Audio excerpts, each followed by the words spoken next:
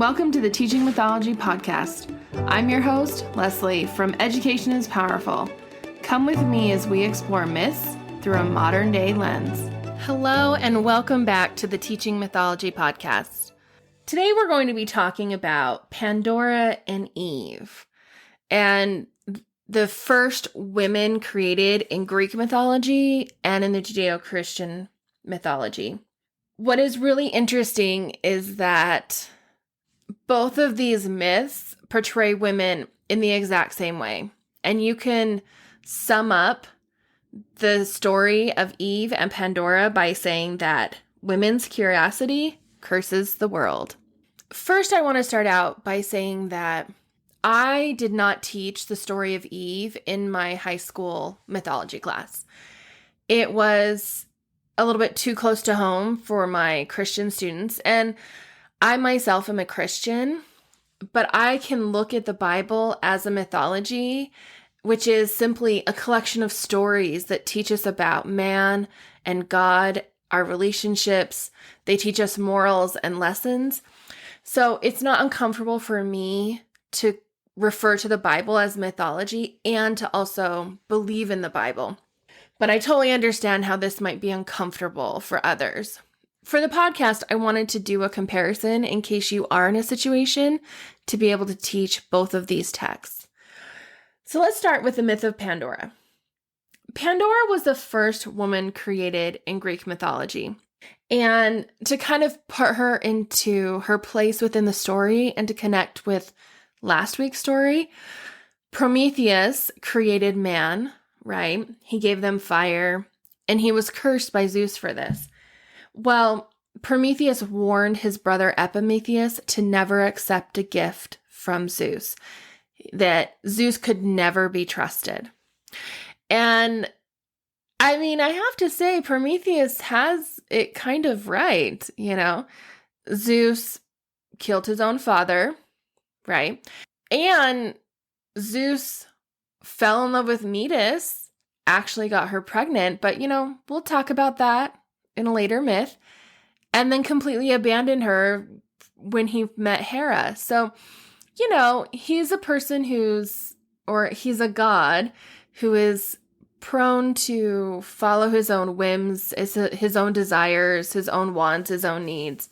Well, Zeus is bent on revenge for what Prometheus does, and he punishes Prometheus in his own way by tying him to a rock and letting an eagle eat his liver out every day.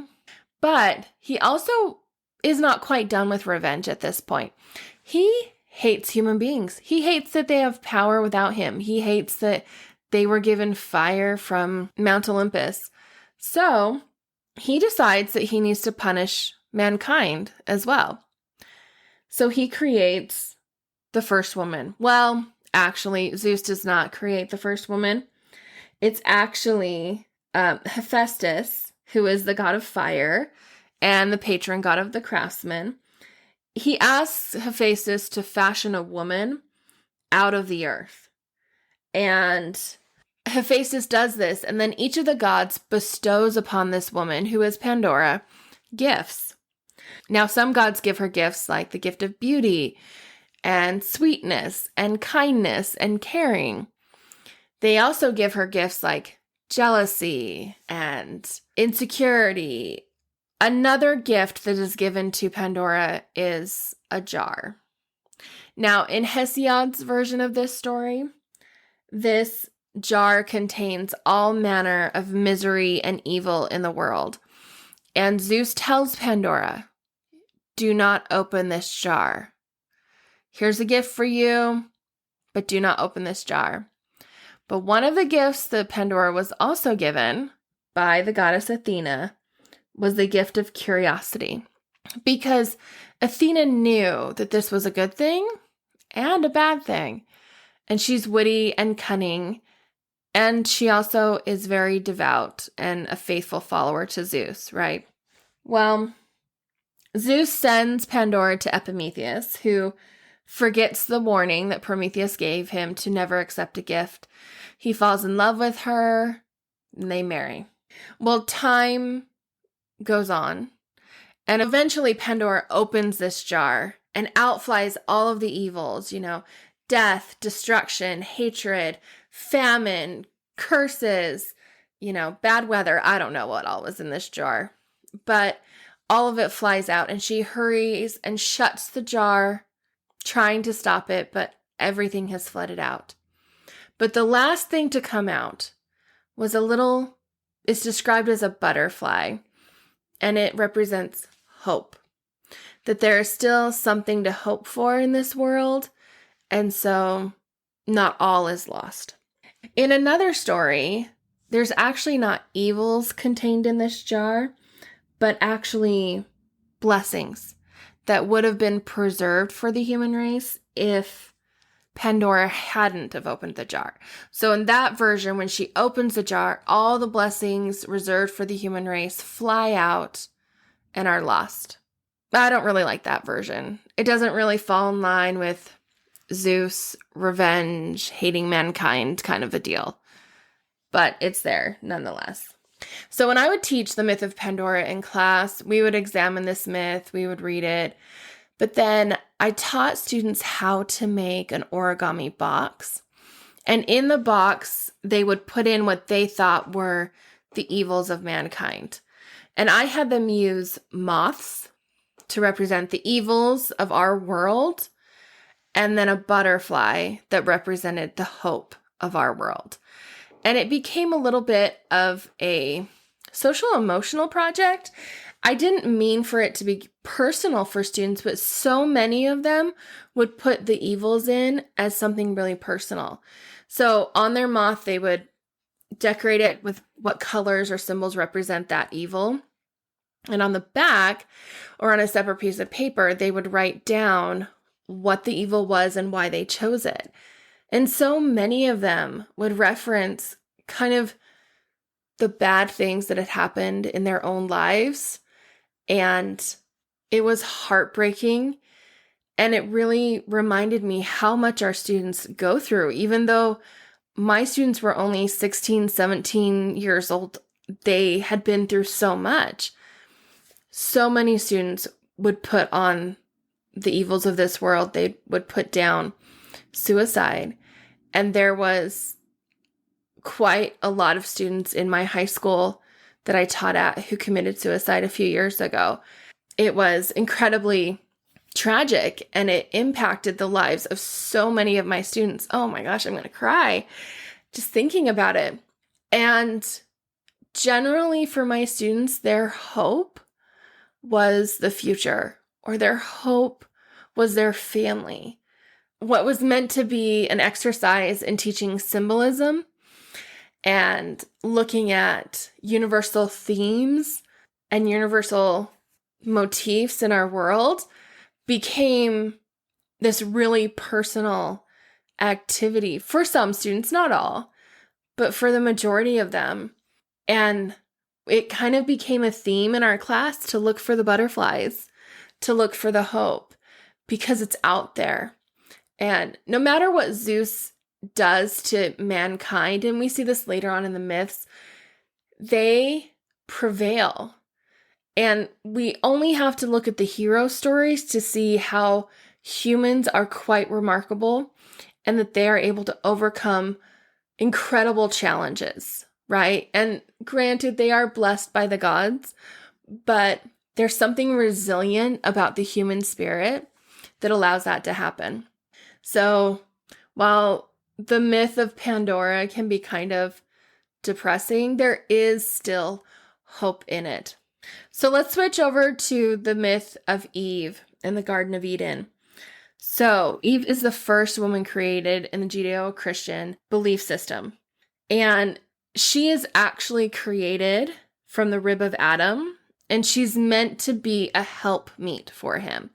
And when Adam and Eve were in the Garden of Eden, they were told that they could eat from any of the trees except for this one, the tree of knowledge of good and evil. And it seems like for a time, and quite a long time, we don't know how long Adam and Eve were in the Garden of Eden, they didn't eat from the tree.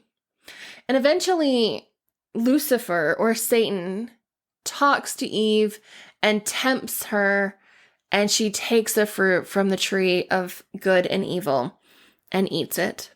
When this happens, death comes to the earth for the first time. Adam and Eve are banished from the Garden of Eden, and they live their life in toil, working for their bread. So it's really interesting in these two stories that women hold the fate of mankind. They are the ones that bring about bad things to the earth and good things as well. So Pandora brought hope, and it's kind of described that mankind before Pandora lived in sort of an existence without any feeling or emotion. There was no ups and there were no downs. They just existed, almost like cattle for the gods, which, by the way, that's how the Egyptians viewed themselves, that they were cattle of the gods. Which is crazy. So she brings about evil, or kind of the bad things that happen in the world, but she also brings about hope. And for Eve, they also existed in sort of this stasis that they couldn't progress, they couldn't grow. There was no happiness, there was no sadness, there was nothing. They just existed in the Garden of Eden. But when she takes the fruit of the tree of knowledge of good and evil, that's quite a handful, then she now gains knowledge. And she understands for the first time that they were commanded to go forth and multiply upon the earth. And so she now understands that in this existence that they're in, they can't have children. And so this brings about the human race. This brings about children. This brings about families, right? Does it bring about sin and transgression as well? Definitely.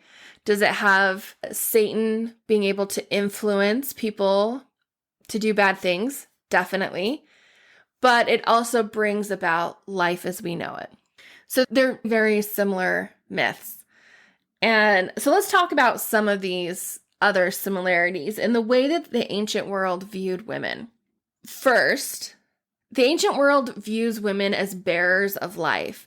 And you see this across ancient cultures. Every culture has fertility goddesses, and every culture has female fertility goddesses. This is very important.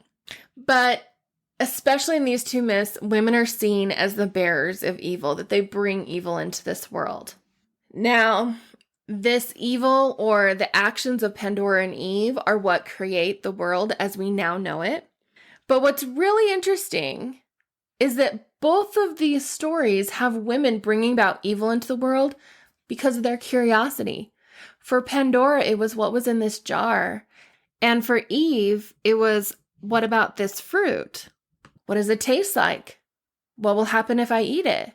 They're both tempted by these things, and they both succumb to those temptations. You could say that curiosity is both of their fatal flaws. What's also interesting is that there's also the element of revenge in both of these stories. So they're almost mirrors or reflections of each other, because in the myth of Pandora, it is a god seeking revenge against humans, right? Zeus seeking revenge against man because of Prometheus. Zeus wanting revenge because he doesn't want man to become mighty or great or powerful. In Eve's story, this is a story about revenge from Satan against God. That Satan is angry that he has been cast out, and he now wants to curse mankind and stop God's plan, right? So super interesting that both of these have the motif of revenge in it. And unfortunately, mankind is the one who suffers the punishment for other people wanting revenge, for gods being involved in revenge. And they're innocent. This is a story that plays out across Greek mythology especially, where the gods treat humans as expendable, that they can do whatever they want to humans. They don't really matter. They turn them into monsters at will and punish them for the silliest things. But ultimately, both of these myths show that their belief systems are patriarchal systems. They are patriarchal societies, and they are patriarchal religious societies. So what we often see in patriarchal societies is that power comes from diminishing the role of women or the power of women within that society or within that culture or within that religion. There are many more female goddesses in Greek mythology that are powerless, essentially. Hestia gives up her place on Mount Olympus for a man. We'll talk about that later. We have Hera, who tries one time to overthrow Zeus, fails, and then never attempts it again, and then takes out all of her revenge on humans after that, right? We have Demeter. Like, they're kind of, I don't know, they're not as powerful as Ares or Poseidon or Zeus or Hades, who have all these strong powers and all this influence, right? And then when we look at Judeo-Christianity, in both Judaism and Christianity, especially ancient Christianity, men were the leaders of the society, and men were also the religious leaders of the society. And they only believe in one male god. So it's really interesting how ancient cultures preserved their culture through their myths, and their myths reinforced their own patriarchal societies. So it's cyclical, right? The myth reinforces the culture, and the culture reinforces the myth, and it keeps going. So that is the myth of Pandora and Eve.